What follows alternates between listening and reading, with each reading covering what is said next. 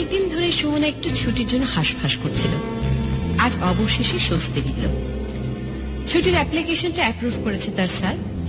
এখন সে ঢাকা টু সিলেট বাসে চেপেছে।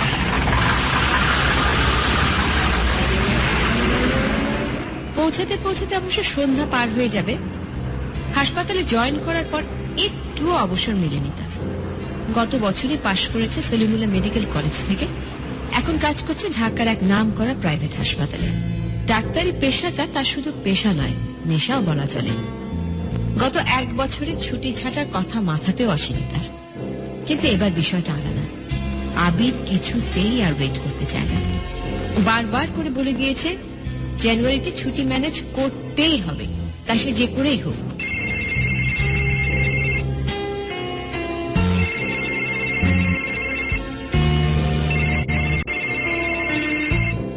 হ্যালো।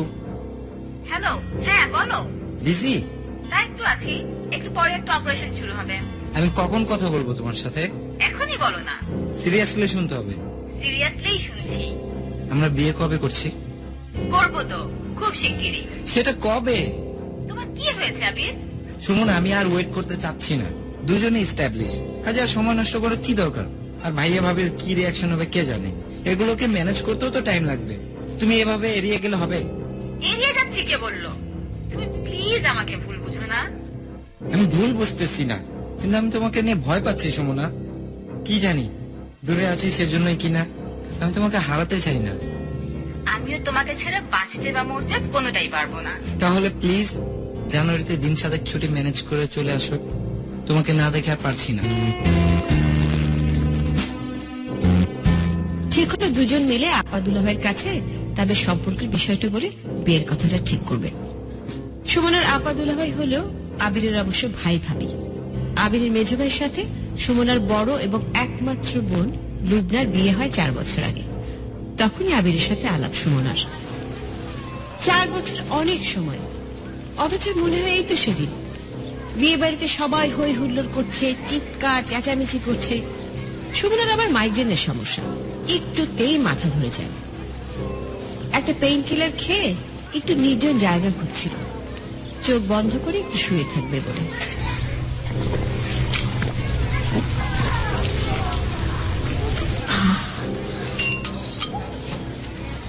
বরের বাড়ির এক কোণার একটা রুম ফাঁকা পেয়ে দরজাটা একটু ভিড়িয়ে বিছানায় শুয়ে চোখের উপর হাত রেখে সুমনা একটা ন্যাপ নেবার চেষ্টা করছিল।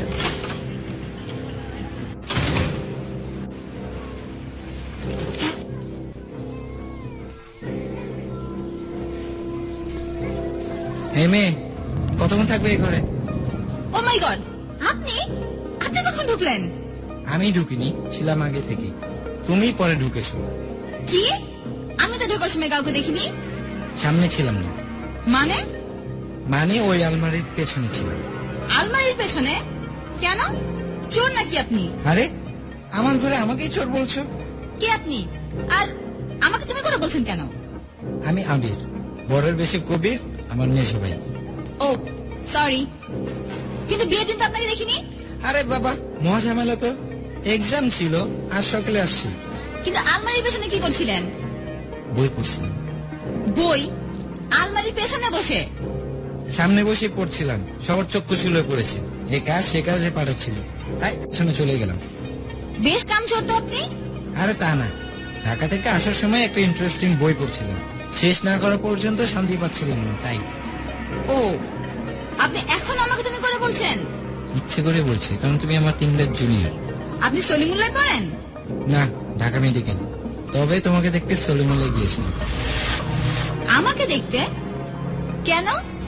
বিয়ের পাত্রী আমাকে ভেবেছিলেন নাকি? আমার জন্য ঠিকঠাক আছে কিনা তাই দেখতে গিয়েছি। কি? কিছু না কিছু না, বেরোনোর আগে তালাটা চেপে দিও। আমার রুমে অন্য কারো ঢোকা আমি পছন্দ করি না।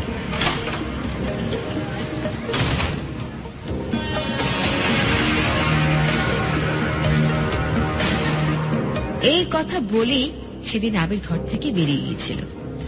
খুব মেজাজ খারাপ হয়েছিল সুমনার। বড়ের ভাই হয়েছে বলে কি এমন স্টুপিডের মতো কথা বলবে? পরে বুঝেছিল আবির সেদিন ইচ্ছে করেই ওভাবে কথা বলেছিল। একটু দুষ্টু, তবে অনেক ভালো ছেলে। সুমনা পরে জেনেছিল লুবনার বিয়ের আগেই আবির ওর কলেজে গিয়ে সুমনাকে দেখে এসে বন্ধু মহলে রটিয়ে দিয়েছিল 4 বছর পর ওর নিজের বিয়ের জন্য মেয়ে একদম ঠিকঠাক। এখন থেকে সে এঙ্গেজড। কোন সুন্দরী রমণী যেন তার দিকে কোনো লোভাতুর দৃষ্টিতে না তাকায়। ধীরে ধীরে সুমনারও ভালো লেগে যায় আবিরকে। অবাক বিষয় হলো যে দুষ্টুমির কারণে আবিরকে প্রথম দেখায় ভীষণ বিরক্তিকর লেগেছিল, আর সেই দুষ্টুমির কারণে কখন যে ওকে ভালোবেসে ফেলেছে সুমনা টেরও পায়নি। সুমনার আপা আর দুলাভাই কবির সিলেট শহর থেকে একটু দূরে আমিনাবাদ টি গার্ডেনের কোয়ার্টারে থাকে। তার দুলাভাই টি গার্ডেনের ম্যানেজার, ওখানে যাচ্ছে সুমনা। আর আবির সিলেট সরকারি হাসপাতালে জয়েন করেছে 2 বছর হল। হাসপাতালের পাশে একটা ছোট্ট ফ্ল্যাট নিয়ে এখন সেখানেই থাকে। এতবার করে সুমনা বলেছে ঢাকায় কোনো সরকারি বা প্রাইভেট হাসপাতালে জয়েন করতে, কিছুতেই শোনেনি আবির।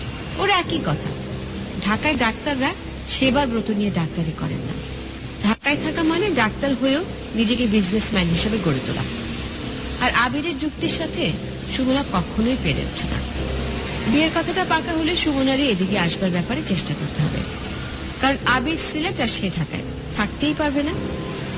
এসব ভাবতে ভাবতে সুমনা কখন ঘুমিয়ে পড়ে টের পায় না। রিক্সা থেকে সুমনা যখন আমিনাবাদ টি গার্ডেনের কোয়ার্টারের সামনে দাঁড়ালো, তখন সন্ধ্যা গড়িয়ে রাত নামবে নামবে করছে। ভাড়া মিটিয়ে সুমনা গেটের দিকে হাঁটা শুরু করলো। গেটটা হা করে খোলা আছে। সুমনা গেট পেরিয়ে ভেতরে যেতে থাকলো। সবুজ ঘাসের মাঝখান দিয়ে সরু ইটের রাস্তা বেছানো সে পথেই সুমনা হাঁটতে থাকলো বাংলোর দিকে। আশেপাশে কাউকেই দেখছে না। বাংলোর ভেতরেও সব আলো নেভানো। এমনিতে বাংলোটা ভয়ানক সুন্দর, কিন্তু এই আধার ঘেরা সন্ধ্যায় সুমনার কেমন গা ছমছম করে উঠল। এমন সময় পেছন থেকে গাড়ির তীব্র হর্ন আর আলো এসে পড়ল সুমনার উপর। আলোর তীব্রতায় সে কিছুই দেখতে পেল না, শুধু বুঝলো একটি গাড়ি এসে দাঁড়িয়েছে গেটের সামনে। ধীরা, এই ধীরা। ধীরা এই বাড়ির পুরনো দারোয়ান। লুবনার বিয়ের পর থেকে সুমনা এই বাড়িতে যতবার এসেছে ততবারই ধীরাকে দেখেছে। বয়স 50-এর কোঠায় হলেও বেশ শক্ত সমর্থ। সুমনাকে বেশ পছন্দও করে। দিদি দিদি বলে এই গাছ থেকে কুল পেড়ে দেয়, জঙ্গল থেকে চমৎকার চমৎকার সব নাম না জানা জঙ্গলি ফুল এনে দেয়। কিন্তু এবার সুমনা এতক্ষণ হলো এসেছে, আচ্ছা ধীরাকে দেখেনি কেন? আর ধীরা এবার তাকে দেখলো না কেন? সুমনা এসব ভাবতে ভাবতে দেখলো হন্তদন্ত হয়ে ধীরা দৌড়ে আসছে। আয়া সাব বলতা হুঁ। শুয়ে পড়েছিলি নাকি? কতক্ষণ থেকে তোর সাপ হর্ন বাজাচ্ছেন? না মাইজি, এই আখ একটুকু লগে গিয়েছিল। এই সন্ধ্যাবেলায় আখ লেগে গেলে চলবে? দিনে দিনে ফাঁকিবাজ হয়ে উঠছিস। সামান খান নিয়ে যা। সুমনা, তুই কখন এলি? আর ব্যাগপত্র নিয়ে এখানে দাঁড়িয়ে আছিস কেন? ধীরা ভেতরে নেয়নি? আমি তো সে কাউকে দেখলাম না। ধীরা দেখেও তো এখনই দেখছি। মানে ধীরা গেট খুলে দেয়নি? তাহলে তুই এখানে ঢুকলি কি করে? গেট তো বন্ধ ছিল। না তো, গেট তো হা করে খোলা ছিল। আমি ঢুকে গেলাম। গেট খোলা ছিল? আচ্ছা তো, তাহলে আমরা গেট বন্ধ পেলাম কি করে? এই, তাই তো, ধীরাটা আসলেই ফাঁকিবাজ হয়েছে। What ever, welcome to our home my dear শালিকা। খালামুনি, তুমি আমাকে দেখছো না কেন? দেখছি তো সোনা, তোমার মা বাবার সাথে কথা বলছিলাম তো। তুমি কেমন আছো বেবি? আমি বেবি না, মা বলেছে আমি বড় হয়ে গেছি, এখন আমি গ্লাসে করে দুধ খাই। তাই? ও সরি সরি, আমার ভুল হয়ে গেছে। তুমি তো দেখছি অনেক বড় হয়ে গেছো। রাতে কিন্তু তুমি আমার সাথে ঘুমাবে। মা, রাতে খালামুনি আমার সাথে ঘুমাবে। আচ্ছা আচ্ছা, খালামণি এখনো ভেতরেই গেল না, রাতে কোথায় ঘুমাবে সেটার প্ল্যান চলছে, তাই না? তুই এমন খবর নেই, কথাবার্তা নেই, হুট করে চলে এলি কেন বলতো? আবির তো বলছিল তুই ভীষণ ব্যস্ত। ও তাই নাকি? তা কোথায় তিনি? কাল সকালে আসবে। কি যেন কাজ আছে তোর আপা আর আমার সাথে। আচ্ছা, তোমরা কি এখানে দাঁড়িয়ে আর কতক্ষণ কথা বলবে? কত দূর থেকে এসেছো? এই সুমো, চল ভেতরে চল তো।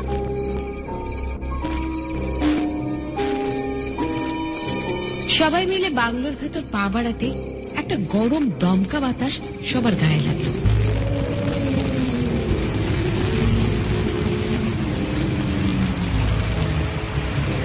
জানুয়ারির ভর শীতে এমন গরম বাতাস হওয়ার তো কথা না। লুবনা বা কবির কেউ পাত্তাই দিল না। সবাই ভেতরে যাচ্ছে। মিষ্টু সবার আগে আনন্দে লাফাতে লাফাতে যাচ্ছে, তারপরে কবির এবং তারপর লুবনা, আর সবার পেছনে সুমনা। কেউ খেয়ালই করলো না ওই গরম দমকা বাতাস গায়ে লাগার সাথে সাথে সুমনার চোখ দুটো ঘোলাটে হয়ে গেল, আর তার চুলগুলো হাওয়ায় নৌকার পালের মতো সোজা হয়ে উঠছিল। দরজার কাছে গিয়ে একবার পেছনে ফিরে তাকায় সুমনা, কেউ তাকে দেখেছে কিনা। ভাগ্যিস সুমনার সামনে কেউ ছিল না, কিন্তু দূর থেকে একজন তাকে ভয়ঙ্কর চেহারায় দেখে ফেলে, আর দেখে সে আটকে ওঠে। ধীরা সুমনার ব্যাগটা আগেই ভেতরে নিয়ে গেছে। ঠিক হলো সুমনা আর মিষ্টু এক ঘরেই থাকবে। মিষ্টু তো আনন্দে আত্মহারা, সারা বাড়ি তিরিং বিড়িং করে লাফাচ্ছে সে। এক ফাঁকে সুমনার কানে কানে সিক্রেট খবর জানালো যে সে আর আগের মতো বিছানায় শুশু করে না, বড় হয়ে গেছে। সুমনা মিষ্টুর কথায় হাসলো। মাত্র 3 বছর বয়স, অথচ এত পাকা মেয়েটা। কবির এবং লুবনা সুমনাকে ফ্রেশ হয়ে ডাইনিং রুমে আসতে বলল। 1 ঘন্টার মধ্যে সুমনা গোসল সেরে ডাইনিং রুমে হাজির। বেশ হালকা লাগছে এখন। পানি যদিও বেশ ঠান্ডা ছিল, কিন্তু ঝামেলা এড়াতে সে ঠান্ডা পানিতে কাজ সেরে নিয়েছে। রাতের খাবার দাবার খুবই সাদামাটা। সুমনা এই পর্যন্ত যতবার এখানে এসেছে আগে থেকে খবর দিয়ে এসেছে। সুমনা না জানালেও মা ঠিকই চিঠিতে জানিয়ে দিতেন। আর এই জায়গাটা সুমনার অনেক পছন্দের। প্রতিবার আসার সময় নানা রকম অদ্ভুত সব প্ল্যান নিয়ে আসে। সুমনা সিলেট আসা মানে সে কটা দিন পিকনিকের আমেজ এই বাড়িতে। এবার আমার নোটিশ ছাড়া আসাতে কবির এবং লুবনা দুজনে একটু অবাক। খাবার টেবিলে টুকটাক কথার পরে কবির এবং লুবনা সুমনার কাছে জানতে চাইল হঠাৎ এভাবে খবর না দিয়ে আসার কারণ কি। কেন তোমাদের এখানে কি খবর না দিয়ে আসা যাবে না? যাবে না কেন? কিন্তু তুই এলে তো আমার অফিসের কাজে একটু ঢিলেমি পড়ে যায়, আর এভাবে তো তুই আসিস না। ও তাই, মন চাইলো তাই চলে এলাম। আচ্ছা আবির ভাই কখন আসবে? কাল সকালে। একটা ফোন করে দি আবির ভাইকে, চমকে যাবে। আবিরের কোয়ার্টারের ফোনটা ডেড কয়েকদিন ধরে। ও তাহলে আর কি করা? কদিন থাকবে তো? যা ব্যস্ত থাকিস তুই। দিন 3 তো থাকছি, কাজ শেষ করেই চলে যাব। ও আচ্ছা, তুই কোনো কাজ নিয়ে এসেছিস অফিসে নাকি? আরে না না, পার্সোনাল কাজে এসেছি। আমার খাওয়া শেষ, আমি উঠছি। ভীষণ টায়ার্ড লাগছে, সকালে কথা হবে। সুমনা টেবিল থেকে উঠল। রাত খুব একটা বেশি হয়নি, মাত্র 10টা বাজে। একে তো শীতের রাত, তার উপর এলাকাটা বেশ শুনশান। কেমন জানি সন্ধ্যার পর থেকে মাঝরাত মনে হয়। ধীরে আজ সেই সন্ধ্যার পর থেকে লাপাত্তা, কাউকে না বলেই বেরিয়েছে, নিশ্চয়ই মদের থেকে। মিষ্টু আগেই ঘুমিয়ে পড়েছে। লুবনা আর কবিরও খাওয়া দাওয়া শেষ করে উঠল। রুকমানি টেবিল গোছাতে শুরু করলো। এই বাড়িতে মাত্র 5 জনই বাসিন্দা। কবির, লুবনা, মিষ্টু, দারওয়ান ধীরা এবং একজন কাজের লোক রুকমানি। দূরে 2-1টা কুকুর ডেকে উঠল। তখন রাত প্রায় 3টা। লুবনা আর কবিরের ঘরের দরজাটা ভেজানো। কবির আর লুবনা গভীর ঘুমে আচ্ছন্ন। হঠাৎই লুবনা মিষ্টুর কান্না শুনতে পেল। ধর্মর করে উঠে বসল সে। তাকিয়ে দেখে তাদের বিছানার পাশে মিষ্টু এসে কাঁদছে। কি আছে মা? আমি শুশু করব, খালামণি দরজা খুলছে না। কোন দরজা খুলছে না? বাথরুমের দরজা। বাথরুমে নক করেছো? হ্যাঁ খালামণিকে বলো। বলেছি, খালামণি বকা দিয়েছে। খালামণি কি করছে? সবাই ছেড়ে গোসল করছে। আশ্চর্য, এত রাতে আবার গোসল করছে? হ্যাঁ, আর বাথরুম থেকে ঘরে রক্ত চলে এসেছে, অনেক রক্ত, লাল। আমি ভয়ে পেয়েছি। কি সব বলছো মামুনি? বাথরুমে রক্ত আসবে কোথা থেকে? তুমি স্বপ্ন দেখেছো? না, আমি স্বপ্ন দেখিনি। আচ্ছা ঠিক আছে, ঠিক আছে, তুমি চলো, আমি তোমাকে বাথরুমে নিয়ে যাচ্ছি। আমি খালামুনির কাছে আর শুনবো না, খালামুনি পচা। আচ্ছা বাবা, ঠিক আছে, ঠিক আছে, তুমি তোমার এসে বাবার পাশে শুয়ে পড়ো, ঠিক আছে? হ্যাঁ, চলো চলো। লুবনা বেশ অবাক হয়, সুমনা এসেই তো একবার গোসল করেছে, আবার শাওয়ার ছেড়ে গোসল করছে কেন? আর বাথরুম থেকে রক্ত ঘরে ঢুকছে, মিষ্টু এমন তো কখনো করে না। এটা ভীষণ ভয় পেয়েছে। মিষ্টুকে বাথরুম থেকে এনে বাবার পাশে শুইয়ে দিয়ে নিজেও শুয়েই পড়েছিল। তখন মনে হলো একবার ও ঘরে গিয়ে দেখা যাক। লুবনা আবার বিছানা থেকে নামল, ঘর থেকে বেরিয়ে সুমনার ঘরে গিয়ে দেখল সুমনা গভীর ঘুমে। দেখলেই বোঝা যায় অনেকক্ষণ ধরে ঘুমোচ্ছে। সুমনার গায়ের কম্বলটা ঠিকঠাক করে ফিরতে গিয়ে দেখে বাথরুমে লাইট জ্বালানো। রাতে নিজে সে বাথরুমের লাইট অফ করে দিয়েছে। বাথরুমের লাইটটা বেশ উপরে আর পুরোনো আমলের সুইচ। মিষ্টু কখনোই লাইট অন করতে পারবে না। ঘরে কোনো টুল বা ছোট টাইপের কোনো টেবিলও নেই যেখানে দাঁড়িয়ে মিষ্টু লাইট অন করবে। তার মানে সুমনা বাথরুমে সত্যিই গেছে, শাওয়ার ছেড়ে সত্যিই গোসল করেছে, কিন্তু রক্ত আসবে কোথা থেকে? না, লুবনা ঠিক বুঝতে পারছে না।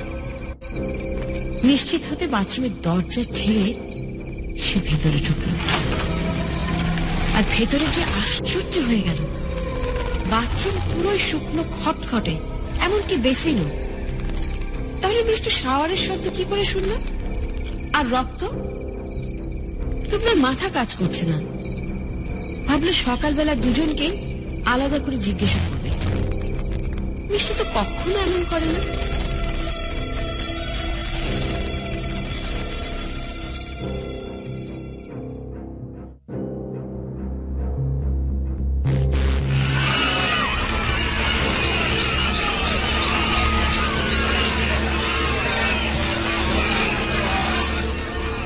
সকালবেলা বাড়ির সবার ঘুম ভাঙলো চিৎকার চেঁচামেচি শুনে।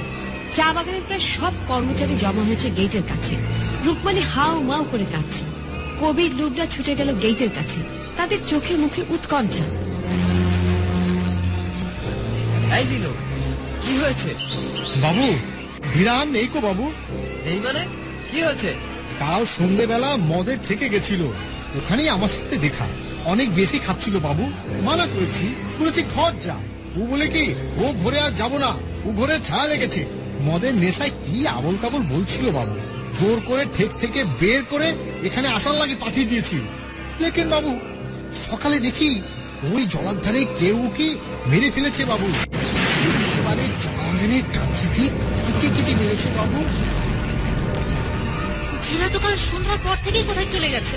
হ্যাঁ মাঝি, মদের থেকে গেছিল। কিন্তু ওকে এভাবে মারবে কে? পুলিশে খবর দিয়েছিস? না না না বাবু, এটা কোনো মানুষের কাম না বাবু। চল, আমি যাচ্ছি। রুবনা, বাড়ি থেকে মিষ্টু কিংবা সুমনাকে বের হতে দিও না, ওরা ভয় পাবে। আর আবির এলে ওকে থাকতে বলো। কবির লীলো আর অন্যান্য কর্মচারীর সঙ্গে বেরিয়ে যায়। লুবনার মাথায় ঠিক ঢুকছে না বিষয়গুলো। কাল রাতে মিষ্টু রক্ত রক্ত করছিল, আজ আবার ধীরা এভাবে রক্তাক্ত ভাবে খুন হলো। এসবের মধ্যে কোনো যোগসূত্র নেই তো, নাকি শুধুই কাকতালীয় ব্যাপার? ভাবতে ভাবতে নিজেই অবাক হয়। কি ভাবছে এসব? মিষ্টু একটা ছোট্ট মেয়ে, তার স্বপ্ন টপ্ন নিয়ে এসব এলোমেলো ভাবনা একদম ঠিক না। মন থেকে এসব সরিয়ে সকালে নাস্তা বানানোতে মন দিল। আর ধীরাটার জন্য খারাপই লাগছে, এত দিনের পুরনো লোক। দুপুর 12টা বাজতে না বাজতেই আবির এসে পড়ে। ধীরা মারা যাওয়াতে পুরো বাংলোতে একটা ঝিম ধরা ভাব চলে এসেছিল। আবির আসার সাথে সাথে আবারও সবাই চাঙ্গা হতে শুরু করেছে। দুপুরে কবির এলো না, থানায় নাকি কিসব ঝামেলা হয়েছে। দুপুরে খাবার পর লুবনা মিষ্টুকে নিয়ে একটু ভাত ঘুম দিতে ভেতরে চলে গেল। আবির আর সুমনা বাংলোর সামনে খোলা বারান্দায় বসল।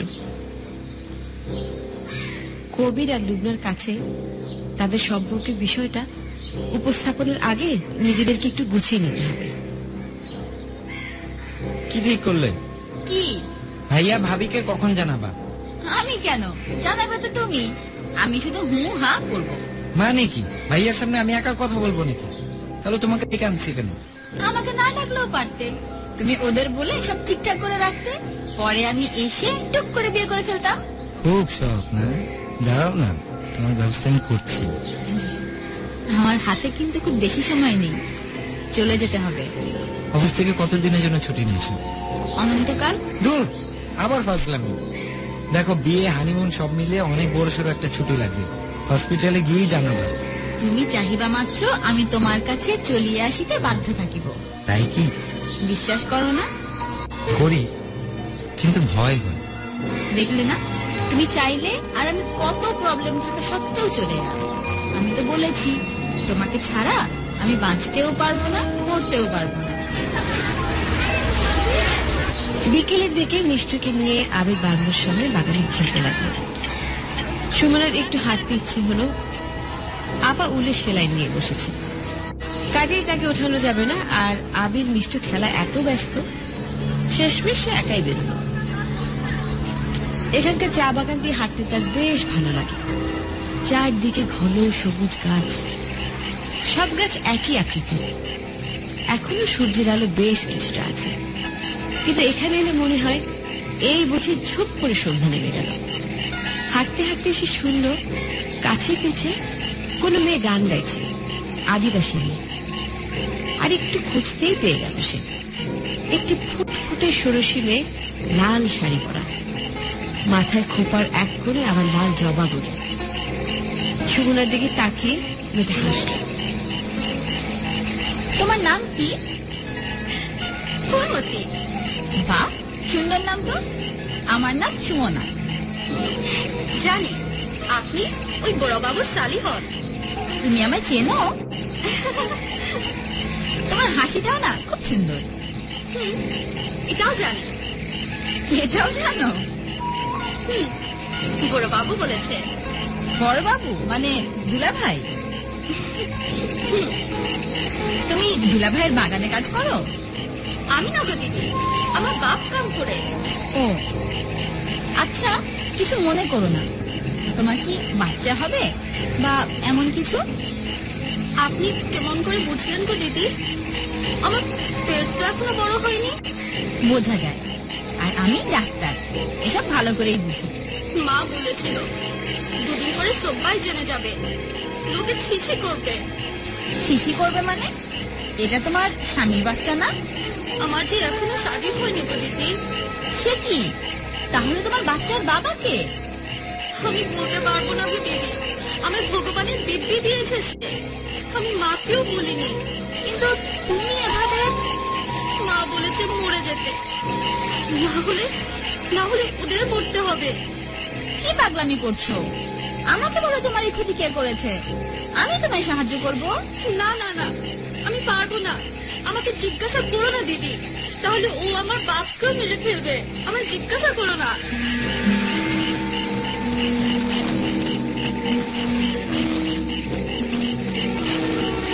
বলে ফুলমতি চা বাগানের মধ্য দিয়ে দৌড় দেয়। সুমনা খুব অবাক হয়, কি ফুটফুটে একটা মেয়ে, কে এই মেয়েটার এমন ক্ষতি করলো? মেয়েটি একসময় দূরে মিলিয়ে গেল। সুমনার মনটাই খারাপ হয়ে গেল। ফুলমতির কথা সুমনা এটুকু বুঝতে পারল যে লোকটি মেয়েটির এই ক্ষতি করেছে সে কিছুটা হলেও ক্ষমতাবান। পথে আসতে আসতে ভাবল বাংলোতে গিয়ে দুলাভাইয়ের কাছে খোঁজ নেবে। দুলাভাই নিশ্চয়ই বলতে পারবে কে হতে পারে।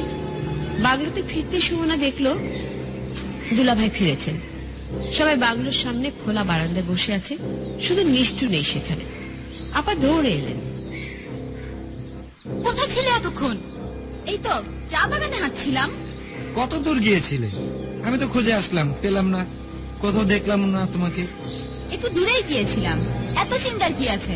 আমি তোর ছোট বাচ্চা না যে হারিয়ে যাব। চা বাগানে ইদানিং খুন খারাপি শুরু হয়েছে। কাল রাতে ধীরা খুন হয়েছে। এই সময় হুটহাট করে এদিক ওদিক না যাওয়াই ভালো। এর আগে এরকম কখনোই হয়নি। কি যে হচ্ছে সব। তোমরা অনেক কিছুই হয়তো খবর রাখো না দুলা ভাই। বাগানে হাঁটতে হাঁটতে ফুলমতি নামে একটা মেয়ের সাথে দেখা হলো। আমি দেখেই বুঝলাম ও প্রেগনেন্ট, অথচ বিয়েই হয়নি। ওর কথা শুনে মনে হলো কেউ সর্বনাশ করছে, এবং যে করেছে সে বেশ ক্ষমতাবান। কার সাথে কথা হয়েছে? ফুলমতি, বেশ ফুটফুটে দেখতে মেয়েটা, বয়স এই 16-17 হবে। ওর বাবা নাকি দুলাভাইয়ের বাগানে কাজ করে বললো। এটা কি করে সম্ভব? ফুলমতি তো লুবনার কথা শেষ না হতেই কবিরের হাত থেকে চায়ের কাপ পড়ে যায়। অন্যদিকে রান্নাঘর থেকে মিষ্টুর আর রুকমানের চিৎকার। সবাই ভয় পেয়ে পড়ি মরি করে রান্নাঘরের দিকে ছুটল। গিয়ে দেখে এক ভয়াবহ কাণ্ড। মিষ্টুর রান্নাঘরের দিকে আসাই একদম বারো। এখানকার রান্না সব মাটির চুলাতে হয়, রুকমনিই করে সব। রুকমনি সবাইকে চা দিতে রান্নাঘর থেকে একটু এদিকে এসেছিল। এর মাঝে কখন জানি মিষ্টু রান্নাঘরে চলে যায়, আর খেলতে খেলতে তার পুতুলটা পড়ে যায় চুলার মধ্যে। মিষ্টু কিছু না বুঝেই সোজা গনগনে চুলার মধ্যে হাত দিয়ে দেয়। ঠিক সময় রুকমনি এসে ভাগ্যিস মিষ্টুকে সরিয়ে হাতটা ঠান্ডা পানিতে দেয়। ডান হাতের বেশ খানিকটা পড়ে যায় মিষ্টির। ইস! কবির দ্রুত ডাক্তারের কাছে ফোন করে আসতে বলে। মিষ্টু তার স্বরে কেঁদেই চলেছে, আর সেই সঙ্গে ডুবনাও হাউমাউ করে কেঁদে উঠল। মিষ্টু, মিষ্টু, মিষ্টু, কি হচ্ছে এসব? মিষ্টু, মিষ্টু, আমার সোনা, আমার সোনা।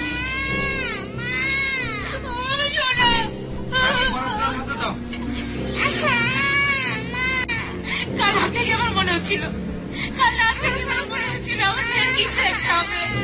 আমার সাবধান হওয়া উচিত ছিল। কি হয়েছিল কাল রাতে? আপা, কি হয়েছিল? মিষ্টু বাথরুম পেয়েছিল। তুই নাকি শাওয়ার ছেড়ে গোসল করছিলি, আর ও নাকি দেখেছে বাথরুম থেকে দরজার নিচ দিয়ে রক্ত নামে আসছে। ও ভাবে তোকে ডেকেছিল। তুই নাকি খুব বকেছিস সঙ্গে। তুমিও না আপা, আমি তো কাল রাতে ঘুম থেকে উঠিনি, আর আমি মিষ্টিকে বকবো? আমি জানি না, আমি কিছু বুঝতে পারছি না। আমি ভেবেছি আমার স্বপ্ন দেখাচ্ছে হয়তো, কিন্তু কাল রাতে আমি তোদের রুমে গিয়ে দেখলাম বাথরুমের লাইট সত্যি সত্যি জ্বালানো ছিল। নিচে শোয়ার আগে তোদের রুমের লাইট অফ করে এসেছি। ভাবি, এসব কি বলছো? শুধু তাই নয়, আজ সকালবেলা ঘুম থেকে উঠে শুনে ধীরা খুন হয়েছে। তারপর মিষ্টুর এই ঘটনা। এগুলো তো সবই অ্যাক্সিডেন্ট আপা। তুই শুধু শুধু সব বিষয়কে এত কালার করিস না। কিন্তু ফুলমণি, ফুলমতি কি? ফুলমণি গত মাসে গলায় দড়ি দিয়ে আত্মহত্যা করেছে।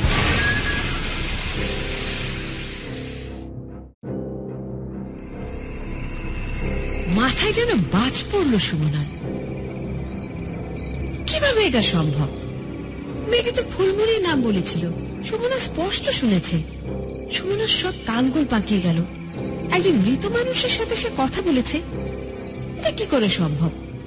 কিন্তু সে তো সত্যিই কথা বলেছে। সুমনা এ নিয়ে আর কারোর সাথে কোনো কথা বলল না। মিষ্টুর জন্য সিলেট থেকে ডাক্তার এলো, চেক আপ করে দেখলো তেমন কোনো ক্ষতি হয়নি, শুধু উপরের চামড়ার বেশ খানিকটা পুড়ে গেছে। বেশ কিছু ওষুধ আর মলম দিয়ে গেছে ডাক্তার। সুমনার ঘর থেকে বেরোয়নি রাতে, কারোর সাথে কোনো কথাও বলেনি।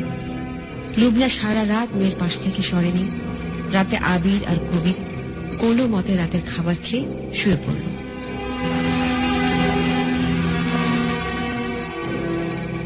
আবির খুব চিন্তিত হয়ে পড়ল।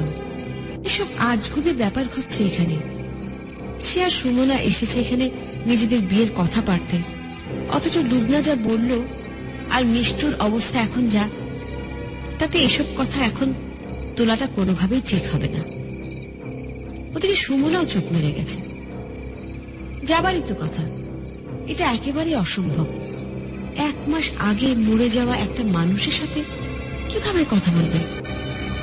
এসব ভাবতে ভাবতে কখন যেন ঘুমিয়ে পড়ে আবির।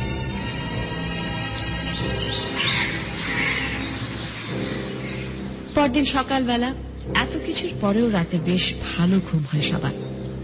হয়তো বেশ ক্লান্ত হয়ে পড়েছিল সবাই স্ট্রেস নিতে নিতে। রাতে মিষ্টুর হাতে জ্বালা পোড়াও কমে যাওয়াতে কান্না থামিয়েছিল সে মাঝরাতে। লুবনা মেয়ে পাশেই ঘুমিয়ে পড়ে। সকালবেলা থেকে সারাটা দিন বেশ ভালোই কাটলো সবার। মিষ্টু বেশ হাসি খুশি, আজ হাতে ব্যান্ডেজ নিয়ে ঘুরে বেড়াচ্ছে বাড়িময়। সন্ধ্যায় বাগানে চেয়ার পেতে কবির চা খাচ্ছে। সূর্য ডুবে গেল, চারদিকে এখনো বেশ আলো আছে। এমন সময় দেখে ছাদের একেবারে কার্নিশে সুমনা পেছন ফিরে দাঁড়িয়ে কার সঙ্গে যেন কথা বলছে। কার সাথে কথা বলছে এটা স্পষ্ট দেখা যাচ্ছে না, কিন্তু যেভাবে সুমনা দাঁড়িয়ে আছে একটু সরলে কিন্তু ছাদ থেকে পড়ে যাবে। কবির বেশ জোরে বললেন, এই সুমনা, ওখানে কি করিস? পড়ে যাবি তো। কবির দেখল সুমনা বা তার সামনের ব্যক্তি কেউই তার কথা শুনেনি। এবার কবিরের বেশ অস্বস্তি লাগলো। চেয়ার ছেড়ে উঠে দাঁড়িয়ে আবারও ডাকলেন, এবার আরো একটু জোরে। সুমনা, এই সুমনা, ওভাবে দাঁড়াস না, পড়ে যাবি তো। এদিকে সরে আয়, এদিকে সরে কথা বল। ঠিক তখনই ছাদের কার্নিশে দাঁড়ানো সুমনা এবং তার সামনে দাঁড়ানো মেয়েটাকে স্পষ্ট দেখল কবির। ফুলমতি। দুজনে ঘুরে তাকিয়েছে তার দিকে। দুজনের দৃষ্টি একই রকম, তীক্ষ্ণ আর ঘোলাটে। দুজনে হিংস্র হাসি হাসছে তার দিকে তাকিয়ে। কবির আর স্থির থাকতে পারলেন না, উঠে দাঁড়াতে চাইলেন কিন্তু পারলেন না, পড়ে গেলেন। বারান্দা থেকে আবির দেখলো তাকে পড়ে যেতে, ছুটে আসলো সে তার ভাইয়ের দিকে।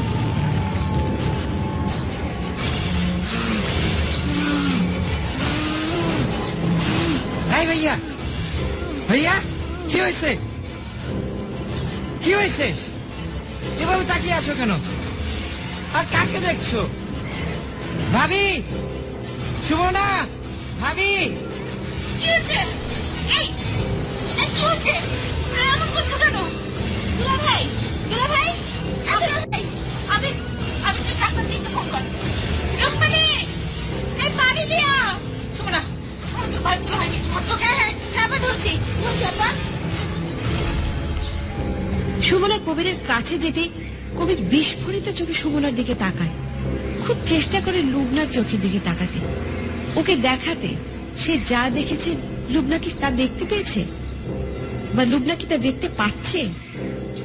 কবির একই সাথে দুজন সুমনাকে দেখছে। একজন ছাদের কার্নিশে ফুলমনির সাথে দাঁড়িয়ে হাসছে, আর অন্য সুমনা তার মাথার কাছে বসে হাত বুলাচ্ছে। দুই সুমনারের চোখ ঘোলা আর তীক্ষ্ণ। লুবনা কি এসব কিছুই দেখছে না? ডাক্তার আসলো আরো আধ ঘন্টা বাদে। সেরিব্রাল অ্যাটাক করেছে কবিরের। দ্রুত হসপিটালাইজড করার ব্যবস্থা নেওয়া হচ্ছে। অ্যাম্বুলেন্স চলে এসেছে। লুবনার দিশে হারা অবস্থা। একদিকে মেয়ে, অন্যদিকে তার স্বামী। কিছুই ভাবতে পারছে না সে, কিন্তু তাকে ভেঙে পড়লে তো চলবে না, শক্ত হতে হবে, অনেক শক্ত। আবির আর লুবনা আলোচনা করে ঠিক করলো লুবনা মেয়ের সাথে বাড়িতেই থাকবে, আর আবির থাকবে তার ভাইয়ের সাথে হাসপাতালে। সুমনা বেশ চুপচাপ হয়ে গেছে। বারান্দার এক কোণায় গুটি সুটি মেরে বসে আছে। কাল সে চলে যাবে, তার যাবার সময় হয়ে এসেছে। লুবনা আবিরের সাথে কথা বলতে বলতেই সুমনাকে কয়েকবার দেখল, তারপর এগিয়ে এলো সুমনার কাছে। কেন এসেছিস তুই? আপা, কি কারণে এসেছিস তুই আমার সোনার সংসার চাকর করতে? এসব কি বলছো আপা? আমি সুমনা, তোমার ছোট বোন। তুই চলে যা সুমু। আমি কালই চলে যাবো আপা। না না, তুই আজই চলে যাবি, এক্ষুনি চলে যাবি। আমি জানি না কোথা থেকে কি হচ্ছে, কিন্তু আমি তোকে যেতে পারছি না। আমার মেয়ে তোকে দেখে ভয় পাচ্ছে। আমার স্বামীর সেরিব্রাল অ্যাটাক। আমি আর যেতে পারছি না। আমি একটু শান্তিতে থাকতে চাই। প্লিজ বল, তুই চলে যা। আমি এও জানি না তুই আসার পর থেকে কেন এসব হচ্ছে। জানা বা বোঝার মতো মানসিক অবস্থা আমার নেই। তুই চলে যা, প্লিজ তুই চলে যা। আপা, তোমরা বারবার জিজ্ঞেস করছিলে আমি কেন এসেছি এভাবে না জানিয়ে। আপা, আমি আর আবির দুজনকে ভালোবাসি, আমরা বিয়ে করতে চাই। তোমাদের মতামত নেবার জন্যই আবির আর আমি এভাবে প্ল্যান করে এসেছি। আমার আর কোনো উদ্দেশ্য নেই আপা, বিশ্বাস করো। আমি শুধু আবিরকে চাই, ওকে ছাড়া আমি থাকতে পারবো না আপা। এখন এসব ভাবার সময় নেই আমার হাতে। তুই চলে যা, পরে ভাববো এসব নিয়ে। আমার সংসারটা তছনছ হয়ে যাচ্ছে এই সময়। আমি বুঝতে পারছি আপা, এই বাড়িতে আমার আর আশা হবে না, কিন্তু বিশ্বাস করো আমি আর কিচ্ছু করিনি। কি থেকে কি হচ্ছে আমি নিজেও কিচ্ছু বুঝতে পারছি না আপা। আমি এসবের পরে ভাববো। তুই ব্যাগ গুছিয়ে নে, আবিরের সাথে চলে যা। আজ রাতের গাড়িতে তুই চলে যা। ঠিক আছে আপা, আই এম সরি আপা, আই এম সরি।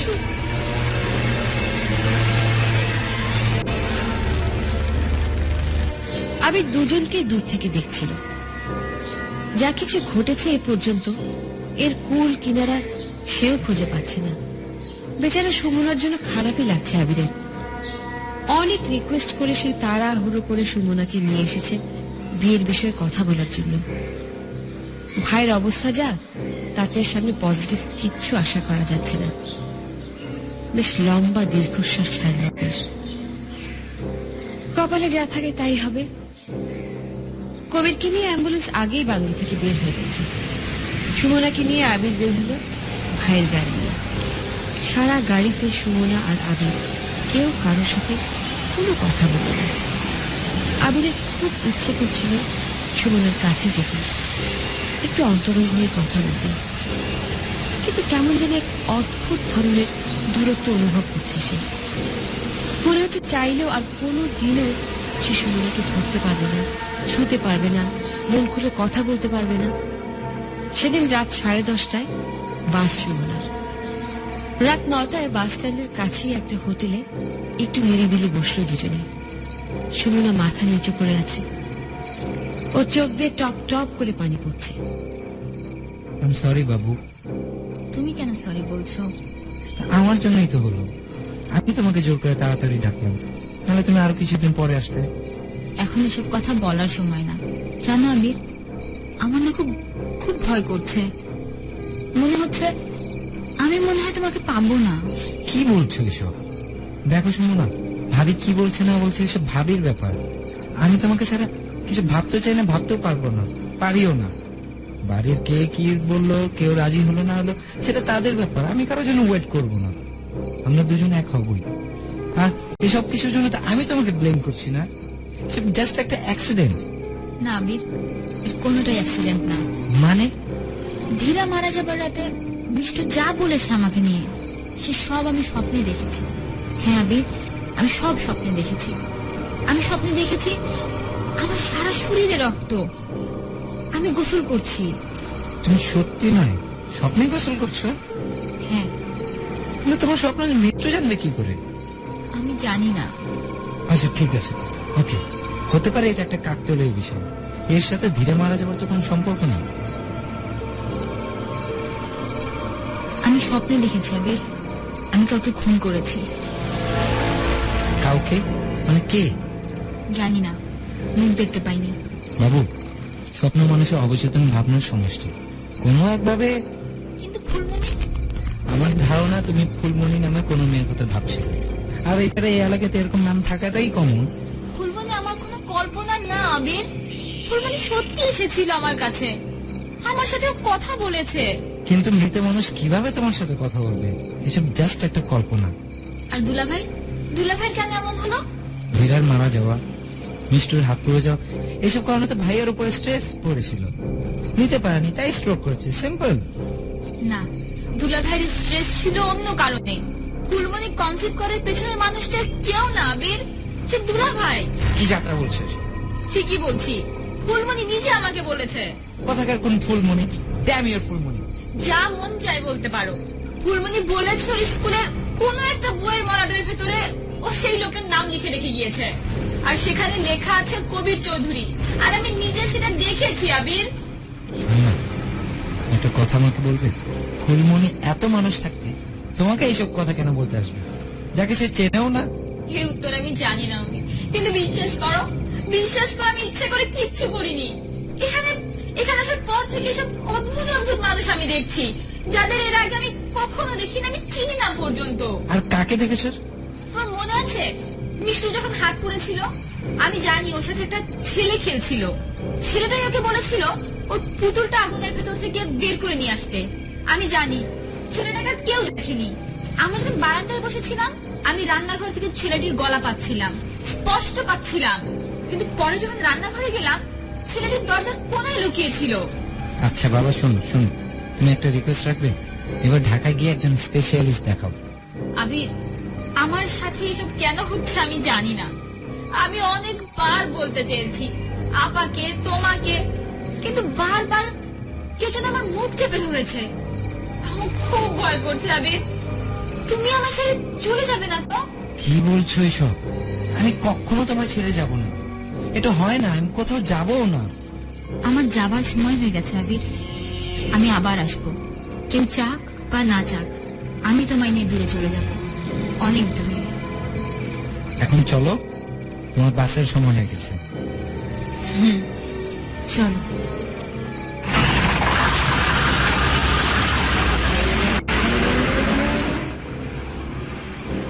সুমনাকে বাসে তুলে দিয়ে আবির হাসপাতালে যায়। ভাইয়ার অবস্থা ভালো না, কোমায় চলে গেছে। ডাক্তার বলেছে ব্যাক করার আশা খুবই কম। সুমনার কথাগুলো বারবার মনে পড়ছে। আসলে কি ভাইয়া, আসলে কি ভাইয়া? তারপরে সে ভাবে এটা একেবারে অসম্ভব। তার ভাই ভীষণ ভালো একজন মানুষ, সে কেন একটি মেয়ের ক্ষতি করবে? সুমনা ঢাকায় ফিরলে ওকে বলতে হবে একজন ভালো সাইকিয়াট্রিস্ট দেখাতে। আর ভাবি উল্টো পাল্টা কথা বলে ওর মাথাটা বিগড়ে দিয়েছে। এসব ভাবতে ভাবতে একসময় ঘুমিয়ে পড়ে সে।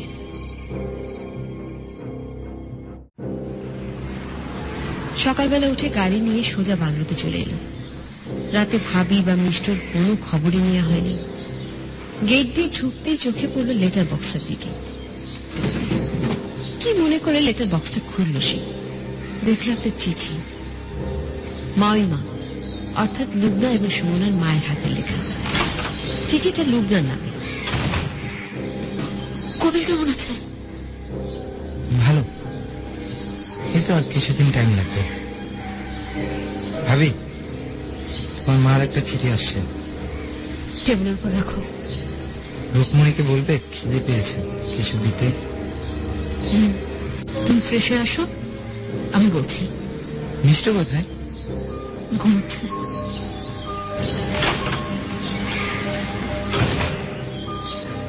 আবির কিছু না বলেই বেরিয়ে যায় ঘর থেকে। ভাবকে ইচ্ছে করে বলেনি ভাইয়ের আসল অবস্থার কথা, শুধু শুধু টেনশন করবে। কবির যদি ব্যাক না করে, লুবনা সহ মিষ্টুর দায়িত্ব তাকেই নিতে হবে। এদিকে লুবনা সবকিছুর জন্য সুমনাকেই দায়ী করছে। তার মানে আবিরের সাথে সুমনার বিয়েতে কখনোই রাজি হবে না লুবনা। অন্যদিকে সুমনা বলেই দিয়েছে বাড়ির কেউ না মানলে একা একাই বিয়েটা সেরে ফেলবে। আর আবিরও তাই চায়। সুমনাকে ছাড়া বাঁচার কথা সে ভাবতেই পারে না। এমন সময় লুবনার চিৎকার।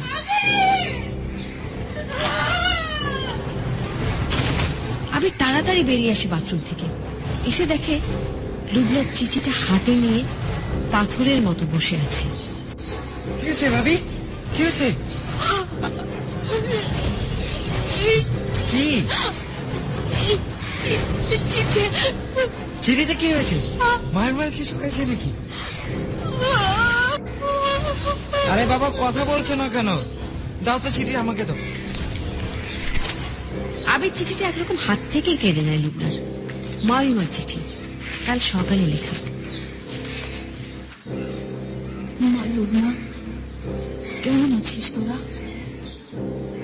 তোকে কদিন ধরে চিঠি লিখবো করছিলাম, সুমনা লিখতে দেয়নি। ওনাকে তোদের সারপ্রাইজ দেবে, তাই তোদের না জানিয়ে 3 দিন আগে সিলেটে যাবার জন্য বের হয়।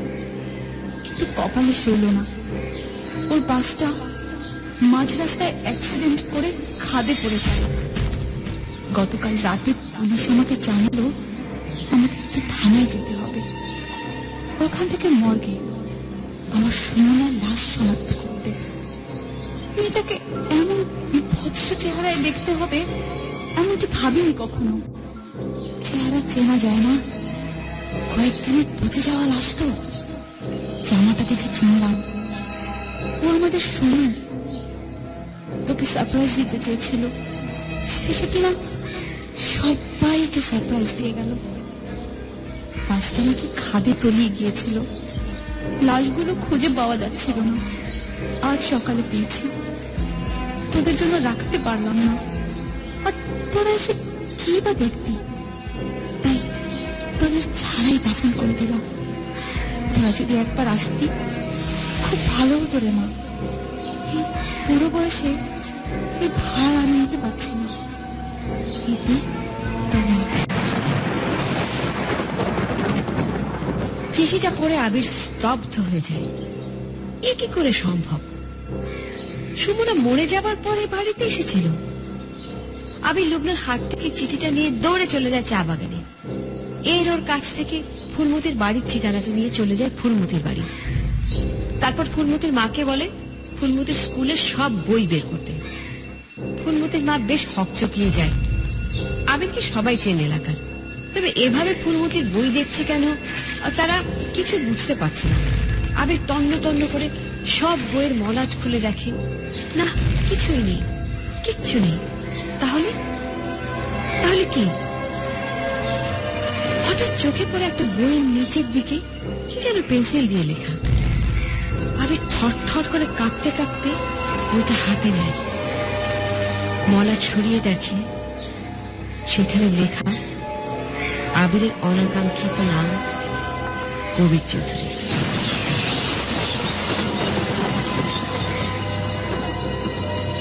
আবিরের কাছে সব পরিষ্কার হয়ে গেল। এবার যে সুমনা এসেছিল সে কোনো রক্ত মাংসের শরীরের মানুষ নয়, একটা অশরীরী আত্মা এসেছিল আবিরের টানে। আবিরকে কথা দিয়েছিল সে তাকে ছাড়া বাঁচবে না, সে কথা রেখেছে। খাদে পড়ে যাওয়া বাসের সুমনার দেহটা এখানে আসতে পারেনি, কিন্তু আত্মাটা ঠিকই কথা রেখেছে। আর এখানে এসেই এই এলাকার অতৃপ্ত এই আত্মার হয়ে সে প্রতিশোধ নিয়েছে। নিজের অজান্তে কাছের মানুষগুলোর কাছে অপ্রিয় হয়েছে, কিন্তু শেষ পর্যন্ত অন্য আত্মার চাওয়া পূরণ করতে তার নিজের চাওয়াটাই পূরণ হয়নি। আবিরকে না পেয়ে চলে যেতে হয়েছে সুমনাকে না ফেরার দেশে। আর তক্ষুনি মনে পড়ে যে আবিরের সুমনা বলেছিল, আমি তোমাকে ছাড়া বাঁচতে পারবো না আবির, মরতেও পারবো না। আমি আবার আসবো, কেউ মানুক আর না মানুক, তোমাকে নিয়ে আমি চলে যাবো, অনেক দূরে চলে যাবো। আর আজও আবির প্রতীক্ষা করে বসে আছে সুমনা তার কাছে নিশ্চয়ই আসবে তাকে নিতে। কিন্তু একা একা এতটা বছর সুমনা ওখানে থাকছে কি করে? ঠিক হয়তো যেমন করে আবির আছে অসম্পূর্ণ ভাবে, ঠিক তেমনি হয়তো